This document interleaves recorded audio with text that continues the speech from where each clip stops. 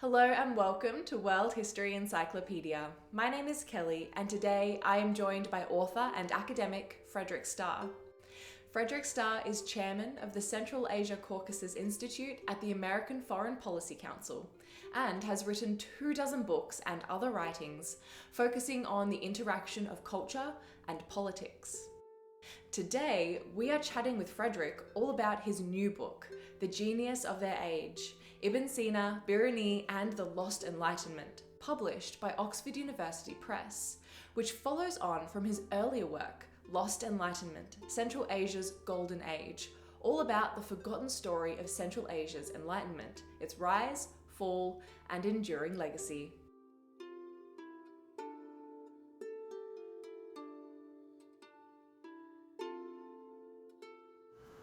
Well, thank you so much for joining me today. I'm really excited to talk to you all about your new book. So, why don't we start off with what your book is all about? It's a dual biography. It's the story of two men who lived 1,000 years ago, and so the argument of the book is these were the most prodigiously intelligent, innovative thinkers between the time of the ancient Greeks and the Renaissance. One of them was named Biruni, the other was named Ibn Sina. Ibn Sina is vaguely known in the West as Avicenna. Now, these were absolute first-class geniuses. They just to summarize some of the things they achieved. Avicenna basically codified and created the field of medicine that as it was practiced from his time, 1000 AD, down to the 17th century in Europe, in the Middle East, and all the way clear to India. He wrote 5 huge volumes on medicine that summarized everything known and put it all into a very accessible order. But beyond that, Ibn Sina also was a great theologian and metaphysician, and his writings on those subjects were so enduring and so important that much later St. Thomas Aquinas, absolutely borrowed from this Muslim writer to when he wrote his great Summa of all knowledge. So that's Ibn Sina. On the other hand, you have Biruni. Biruni, think of this. He measured the diameter of the Earth more accurately than anyone down to the 17th century. And he did it with simple equipment that you or I could make in an afternoon. The mathematics of it was anything but simple, but he did. He also predicted that there would be discovered new continents out in the world sea. In other words, the unknown half of the world, that these continents would be inhabited. So he basically foretold the discovery of both North and South America as inhabited continents. He did this on the basis of his very, very analytic studies, heavily laced with mathematics, and he did it without ever having seen an ocean himself. Beyond that, he did so many other things. He basically invented the field of modern anthropology and cultural anthropology. He also created the world's first world clock, because up to that time, in calendar, every culture operated on its own system. He went to the bottom of each calendar system, figured out what the astronomy was that each was based upon, and came up with his own system so that for the first time there was world history. This is what the sort of thing these two guys did. Now, why write their biographies together? That was going to be my next question. Your next question? It should be. Very simply, because they knew each other. They were, it turns out, exact contemporaries. They knew each other, and they detested each other. So here you have two mega geniuses who absolutely fundamentally disagreed, and they were, being of the same age and both very ambitious males, they really duked it out in competition. Now, that is a reason to study them together, because fundamentally their disagreement was not just that they were two guys who discovered each other when they were both in their 20s and discovered that they really didn't like each other. No, much more important was the fact that for Biruni, the only way to prove big statements about the world, about the universe, was with mathematics. Whereas Ibn Sina said, nope, the only way to establish truth is through the use of logic and syllogisms. Totally different approach to what is true. So that made it very attractive. Now, let me add one other element. They were both born in what today we call Central Asia, on the territory of Uzbekistan. They came together for about 7 years on the territory of what is now Turkmenistan, in a forgotten but then very hot intellectual center out in the middle of nowhere. After that, they were forced to go their separate ways. Biruni to Afghanistan, Ibn Sina to Iran. And both of them lived terribly difficult lives. Neither had stable employment, or if they had stable employment, it was under such nasty rulers that they were totally insecure. Both of them, at one point in their career, were to be beheaded. Can you imagine that? Now, hardly less striking is the fact that neither of them had what we would consider solid or reliable or understanding patrons. That they ended up working for a series of rather distasteful autocrats and rulers who liked them because they were an adornment to their little courts, but otherwise absolutely didn't understand what they were doing. And so they lived amidst great instability, and yet they did what they did. And from the standpoint of modern scientists in every field, who are accustomed to their grants, roll it over for another 5 years, sit comfortably in my laboratory, blah, blah, blah. These lives are absolute chaos, what they endured. And yet, they never stopped their work. They were so focused on big questions. So that's what made it all very, very interesting to me. A lot has been known about each of these people before now. There have been great scholars in many countries who have focused on various pieces of their lives and their work. No one's told the whole story, let alone in relationship to each other. And that sort of great competition of beginning as young males and then continuing through a lifetime, and their fundamental disagreements over how you establish truth, gives the story sort of spice and drama and excitement and many unsolved questions also. It's like this extra layer on top of your everyday biography of a person. So did you decide to write it because no one had ever written it before? The way I came to this is very circuitous. I can't claim that I've spent a lifetime studying Biruni and Ibn Sina. On the contrary, they were discoveries to me.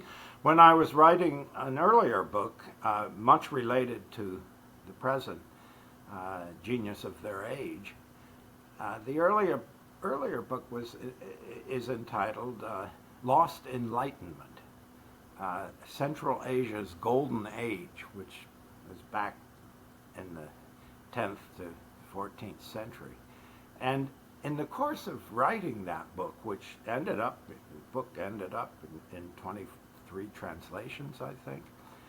In the course of writing it, I came across this correspondence between Ibn Sina and Biruni. And I thought it was so, I mean, it seemed so contemporary. They were both young when they learned about the other one, and they both wanted to scope out who was the other guy, this genius up the road. So they carried on a correspondence, must have extended for 6 months or so, and the letters may have been sent back and forth by carrier pigeon. We don't know, or by fast courier in what is now Uzbekistan. But I heard about that this correspondence was preserved. I thought, wow, this is a look right into the middle of their worlds.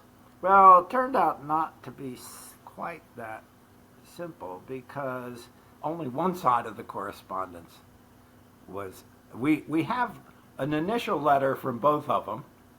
After that, we only have the version that Ibn Sina's secretary kept. Biruni didn't have a secretary. His original letters are, in some cases, missing. But this charged me up. I said, wow, these two guys were real. Their feistiness, their argumentative personalities, these are people we all know. And yet, they were geniuses. Their contributions, not just to their world in Central Asia, the Muslim East, no, to the entire globe. Their contribution was immense.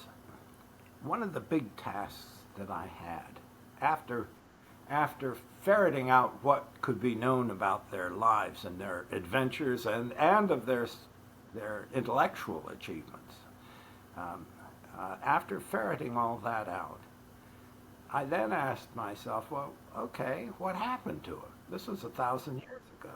Well, very simply, Biruni largely was forgotten. Much later, Copernicus picked up, not directly using Biruni's work, but some of Biruni's later followers, when Copernicus made his great discoveries about the universe, sitting up there in what is now Poland.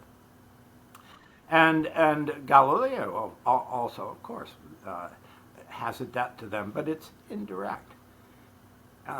Biruni was largely forgotten until the 19th century, when a couple of manuscripts of books of his turned up, and a very enterprising German scholar translated. First he edited them, and then he translated them both into English and into German. Can you imagine? Brilliant. That's serious. Ibn Sina, by contrast, his medical tomes were always known, and many of his philosophical writings were also picked up during the European Renaissance. So they had very different fates. Today, both are becoming known again, and we discover that these are giants on almost the same plane as Aristotle and the great classical scientists, and certainly on the same plane as those of geniuses of the Renaissance. And you know what's most striking is the sheer breadth of their interests. You know, this isn't unusual in science and learning. I mean, look at Newton. Isaac Newton had deep philosophical and theological interests, which he wrote about voluminously. Well, they are his antecedents in this respect, in that they really were interested in everything. Incredible. It's incredible that you have correspondence from these people. Having things that, or maybe that they actually physically wrote, I think adds that extra spice to the whole, just to everything. That's awesome. I was going to say, so since you said that you haven't spent, your whole life researching these people, whilst you were researching for your book, was there one thing in particular that surprised you or fascinated you about these people?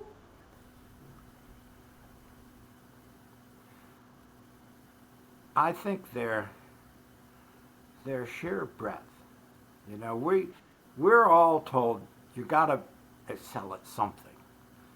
Choose your major. Yeah, and then you go to graduate study in your major. And you know a lot about something and nothing about everything else.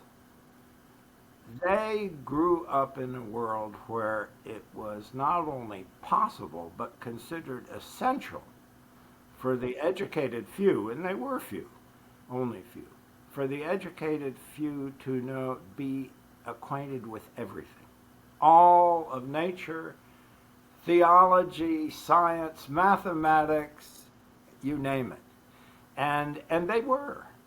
They had this was maybe not the last time, but getting close to the last time when the idea of encompassing all knowledge could be entertained by a single human being. And there's something exciting about that. And by the way, they both were, that's what they were competing over. What should be the basis of our knowing everything? Well, says Ibn Sina, you got to have the logic right. You got to have the syllogisms there. That's that. There are rules and laws of reason that reveal and expose and confirm truth. Whereas Biruni, nope. If it ain't mathematically provable, it doesn't exist. Now this is one of the great divides, and if you walk into the modern university, anywhere, you will see the Biruni Ibn Sina divide alive and well. Check your average English major, history major, you name it, philosophy major. Check how much mathematics they know, and reverse. But these guys, they lived in a different world. They both aspired to know it all. Incredible. I could never imagine needing to know everything. It's just But inconceivable. let me note again that they did this under extremely adverse circumstances. Both of them grew up in this Persianate world. They weren't Persians any more than someone from Denmark or Holland. They may speak a Germanic language, but they're not Germans. They spoke now largely lost Persianate languages in Central Asia, but they wrote in Arabic. Why? Because it was like writing in Latin in the West. This was the way, if you wanted your stuff to get around, that's what you did. Now, what I really want to stress is that while both came from very privileged backgrounds, I mean, really so, they're beautifully educated, their lives were terrible. They suffered. They never knew what the future would hold at any point. And what so deeply impresses me about both of them is they persisted. And so you see both of them as 60-year-old men still chewing over problems that they first encountered when they were 20. And both of them did this, and this tenacity, this sheer focus and intensity. This is, in a way, this is what it is to be alive, and that's why these two lives of forgotten men from forgotten places are so important to us today. They were both, by the way, very pious in their way. They both were Muslims, but they both embraced this in the very broadest sense that was open fully to all the religions of the book. And both of them were very critical of the narrowness of some religious belief. But in the end, both of them affirmed that ultimately the entire system under which we exist in this universe traced to God's initiative, who didn't then give up and say, okay, I've done my job, I'm out of here. No, in ways both of them spelled out with meticulous care, continued to play a role in human affairs. That tension between their scientific, if you will, observations and their theological affirmations, it's not fair to call it a tension, but that interaction is one of the constants of their lives. Again, all this makes them very modern. Yeah, absolutely. I think that's probably a perfect place to leave off. Thank you so much for joining me today, Fred. It's been a pleasure talking to you about your new book. If you're looking to purchase the book, you can find a link down below for Oxford University Press. Thank you so much for joining me. Thank you. What a pleasure. This video was brought to you by World History Encyclopedia. For more great articles and interactive content, head to our website via the link below. If you like my sweater, you can find this design and a bunch more in our shop at worldhistory.store, or you can find a link for it down below. Thank you so much for watching, and we will see you soon with another video.